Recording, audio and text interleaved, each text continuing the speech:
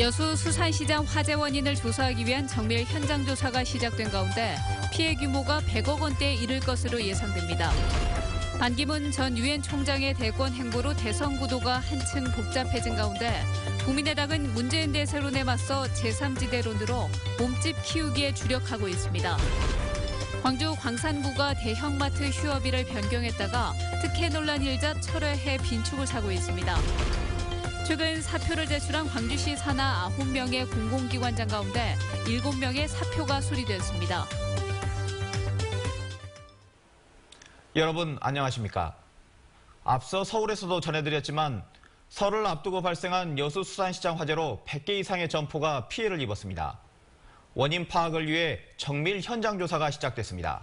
앞길이 막막한 피해 상인들은 임시 판매장을 설치하기로 했지만 완전 복구에는 적어도 한 달 이상이 걸릴 것으로 보입니다. 보도에 문형철 기자입니다. 하루 2천여 명이 찾던 수산시장 내부에는 잿더미와 매캐한 냄새만이 가득합니다. 국과수와 소방당국은 화재 원인을 밝히기 위한 정밀 조사에 들어갔습니다. 화재 직후 1층 점포에서 누전으로 끊어진 것으로 추정되는 전선이 발견된 가운데 감식팀은 현장의 전기시설도 추가로 수거해 감식을 벌이고 있습니다. 전기 배선이라든가 전원기구 사용 여부에 대해서 확인 장에 있습니다. 감정 결과는 3주 이상 걸릴 거로. 생선이 보관돼 있던 냉장 냉동시설은 화재로 가동이 멈췄지만 긴급 복구로 전력 공급이 재개돼 추가 피해는 막게 됐습니다. 다행히 옥상에 있는 수전 설비가 양호해서 저압을 거기서부터 끌어서. 하지만 1층 전체가 불에 타면서 완전 복구엔 적어도 한 달 이상이 걸릴 것으로 보입니다. 당장 인근의 임시 판매장을 빠른 시일 안에 마련하기로 했습니다. 천막 관계, 전기, 수도 그런 것들 이제 다 해주기로 약속을 했습니다. 그래서 이제 가게들도 줄이고 해가지고 같이 모여서. 정부는 특별 교부세를 지원하기로 했으며 피해 상인들의 세금을 유예하는 방안을 추진하기로 했습니다. 지자체도 긴급 생활 안정자금을 최대 7천만 원까지 확대하고 한 달 동안 모금 운동을 펼칠 계획입니다. MBC 뉴스 문형철입니다. 지난해 대구 서문시장 화재 직후 여수 수산시장에 대해서도 안전 점검이 이뤄졌지만 결과적으로는 소용이 없었습니다. 전통시장 소방 방제 시스템을 근본적으로 개선해야 한다는 지적이 나오고 있습니다. 김주희 기자입니다. 지난해 11월 30일 발생한 대구 서문시장 화재, 그리고 이번 여수 수산시장 화재. 재래시장 내 대형 화재란 점과 함께 또 다른 공통점이 하나 더 있습니다. 모두 현대화 사업까지 마친 시장이란 겁니다. 특히 여수 수산시장은 불과 한 달여 전 긴급 안전 점검까지 이루어졌습니다. 이제 여수 수산시장은 그중에서 가장 상태가 양호해서 안층에 일부 건조시설이 겨울철에 좀 비가 되면 화재 위험이 있을지 몰라도 2층에는 별 문제가 없는 것으로 전문가 진단 결과 나왔다고 해서 시에서는 걱정을 안고 한심 나섰는데. 그럼에도 정작 화재에는 무력했습니다. 결국 현재의 소방 방제 시스템이 근본적으로 재래시장의 밀집형 구조를 감당하기에 역부족이었던 겁니다. 수산시장 같은 경우는 하나의 장소에 그렇게 점포가 많이 있음으로 해서 옆으로 당연히 연소 확대가 빨리 될 수밖에 없는 구조를 가지고 있었다. 이렇게 이제 보는 거죠. 전통시장의 소방 방제 관리 체제에 대한 근본적인 개선이 필요하다는 지적이 설득력을 얻는 대목입니다. 재래시장 상시 안전 점검 체계를 더욱 강화하고 스프링클러 수준을 넘어 절연 감지 시스템 등 자동화 설비의 의무 추가 도입이 필요하다는 주장도 제기되고 있습니다. 일단 발생하면 대형 재난으로 이어지고 있는 재래시장 화재. 전국에 산재한 재래시장의 화재 예방을 위한 근본적인 대책을 고민해야 할 시점입니다. MBC 뉴스 김주희입니다.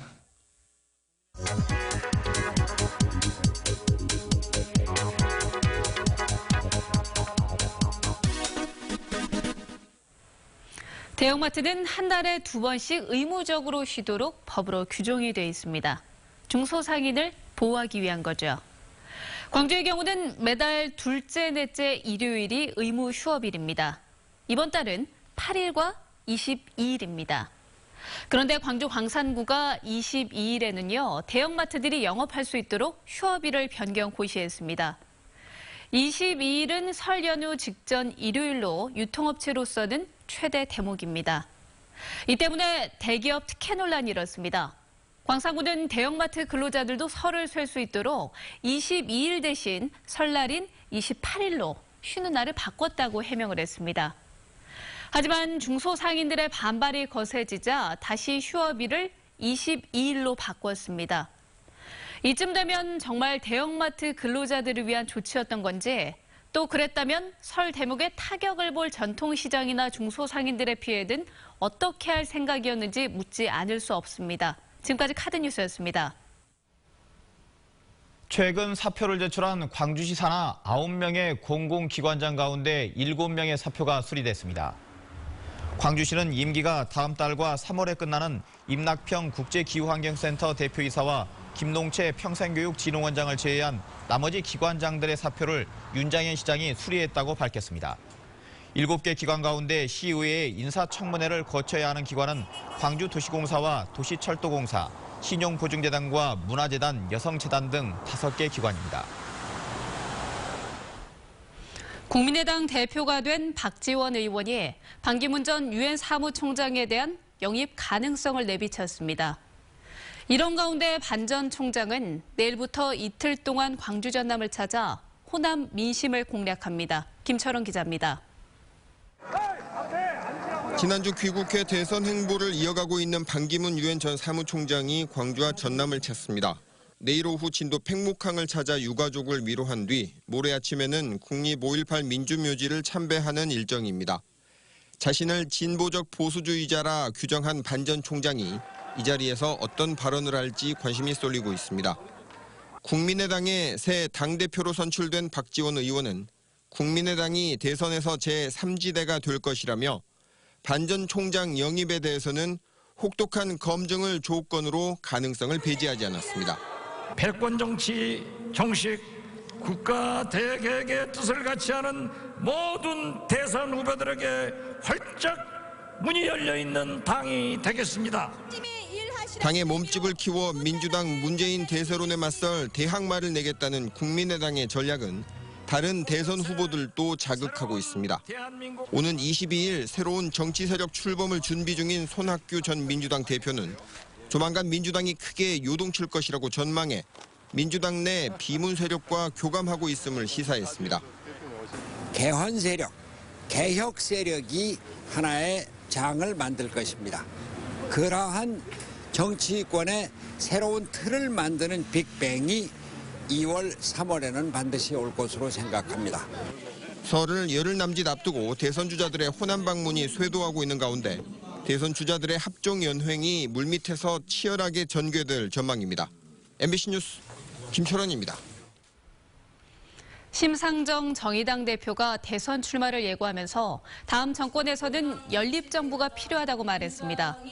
심 대표는 광주시의회에서 가진 기자회견에서 정권 교체를 위해 소수당 대선 후보가 사퇴하는 일은 절대 없다며 촛불 민심이 요구하는 건 개혁 세력 중심의 연립 공동정부라고 말했습니다.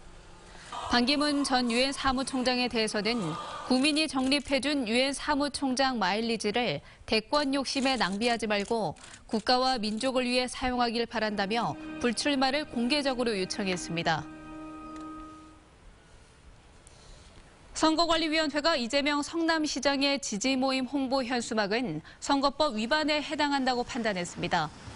광주시 선거관리위원회는 이재명 시장의 지지 모임인 손가락 혁명군의 출범을 알리는 현수막이 선거운동 기간 전 금지 행위를 위반한 것으로 판단하고 조치 여부를 검토 중이라고 밝혔습니다. 앞서 이 시장은 자발적 지지자들의 행사 안내를 놓고 선거법 위반 여부를 논하는 것은 자신에 대한 탄압이라고 반발했습니다. 전남의 한 요양병원이 건물 임대료를 내지 못해 법원이 강제 집행에 나섰습니다. 건물주와 병원의 다툼으로 인해 애꿎은 환자들이 이 추위 속에 다른 병원으로 이송됐습니다. 김진성 기자입니다. 이른 아침 목포의 한 요양병원. 환자와 병원 집기를 옮길 구급차와 화물차 등 10여 대가 대기했고 경찰도 100여 명이 투입됐습니다. 안에서는 모포를 두른 노인 환자들이 침대와 휠체어를 타고 옮겨집니다. 부동산 강제 집행에 따라 입원 환자들도 나가야 하는 겁니다. 옮긴다잖아요. 그럼 날 닫아나 한다면 이 추운 날 해야 쓰겠어? 건물주가 임대료를 1년째 내지 않는 병원 측을 상대로 소송을 걸면서 결정된 강제 집행. 지난해 10월까지 환자는 물론 건물을 비울 것을 약속했지만 병원 측은 운영을 계속해왔습니다. 안내장 발송도 다 했었죠. 그런데도 이제 환자분들이 저희랑 있겠다 했었거든요. 그래서 건물주와 병원 측이 뒤늦게 협의하면서 강제 집행은 중단됐지만 환자들은 각자 다른 병원을 찾아 떠나고 있습니다. 이제 강제 집행은 이제 채무자하고 채권자와의 이해관계가 있기 때문에 이제 관에서 이렇게 함부로 이렇게 다가가기가 힘든 사항이 있습니다. 병원 측은 명절 전까지 중환자 8명을 포함한 130여 명의 환자를 모두 다른 병원으로 이송시킨 뒤 다음 달 폐업 절차를 밟기로 했습니다. MBC 뉴스 김진선입니다. 오늘 오후 2시 10분쯤 광양시 중군동의 한 도로에 정차해 있던 크레인 차량에서 불이 나 차량 일부를 태워 소방서 추산 1,320만 원의 재산 피해가 났습니다. 경찰과 소방당국은 차량 기계 장비인 고무 배관이 낡아 불이 난 것으로 보고 정확한 경위를 조사하고 있습니다. 갑작스러운 한파로 자동차 운행에 애를 먹은 적이 한두 번이 있으시죠? 주로 냉각수가 얼거나 배터리가 방전되면서 이상이 생기는데요. 겨울철 차량 관리 요령, 이미지 뉴스 리포터가 알려드립니다. 꽁꽁 언 자동차 수리가 한창입니다. 지난 주말 갑작스러운 한파가 몰아치면서 부동액이 부족했던 차량의 엔진이 얼어붙은 겁니다. 냉각수 동파를 막기 위해서는 부동액과 물을 5대5 비율로 혼합해 넣는 것이 좋습니다. 가까운 정비업소에서는 항상 엔진 오일을 교환할 때나 그래서 다른 점검을 받을 때 항상 냉각수 점검을 해달라고 하시면 되는데 대부분 그런 말씀을 안 하시고 있어요. 배터리 방전 역시 주의해야 할 부분. 겨울철에는 30%가량 신고 건수가 느는 흔한 고장이지만 간과하는 사람들이 많습니다. 지난 주말 광주의 한 출동센터에서는 평소의 2배인 140여 건의 고장 신고가 접수되기도 했습니다. 블랙박스를 항상 켜두는 차량도 많은데요. 이 블랙박스가 겨울철 배터리 방전의 주요 원인이 되고 있습니다. 따라서 추운 날 야외 주차 시에는 블랙박스를 포함한 전자기기들의 전원을 꺼두는 편이 안전합니다. 이 외에도 차 커버를 활용해 차가운 온도를 차단하려는 노력이 필요하고 디젤 자동차의 경우 충분한 예열 과정을 거치는 것이 겨울철 수월하게 운전을 하는 방법입니다. MBC 뉴스 이미지입니다.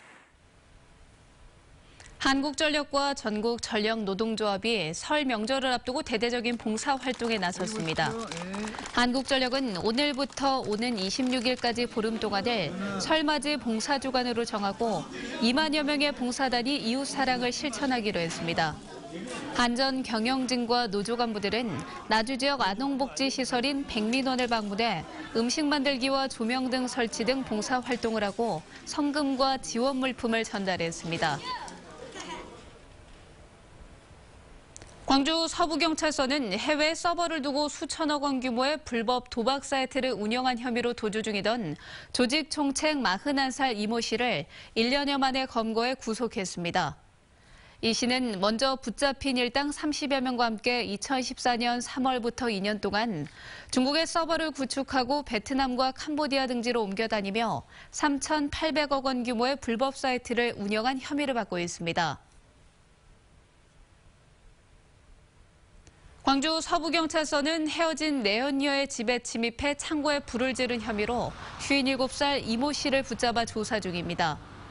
이 씨는 지난 15일 오후 2시 광주 서구 63살 A 씨의 주택 보일러에 침입해 라이터로 불을 질러 170만 원 상당의 피해를 입힌 혐의입니다. 경찰은 내연녀 A 씨가 최근 헤어지자고 하자 이 씨가 불을 지른 것으로 보고 정확한 경위를 수사 중입니다. 광주 광산경찰서는 주택가에서 수백만 원대 도박을 벌인 혐의로 중국인 이주 여성 50살 김모 씨 등 중국인 9명을 붙잡아 조사 중입니다. 김 씨는 지난 14일 오전 10시쯤 광주시 광산구의 한 마트 내시를 빌려 500여만 원을 걸고 마작 도박을 한 혐의를 받고 있습니다. 현장에서 검거된 9명 중 3명은 불법 체류자로 확인돼 출입국 사무소로 인계됐습니다. 다음은 희망 2017 나눔 캠페인에 성금을 보내주신 분들입니다. 광주 남구 진월동 아남아파트 관리사무소에서 130만 원을 보내주셨습니다. 성금을 보내주셔서 감사합니다.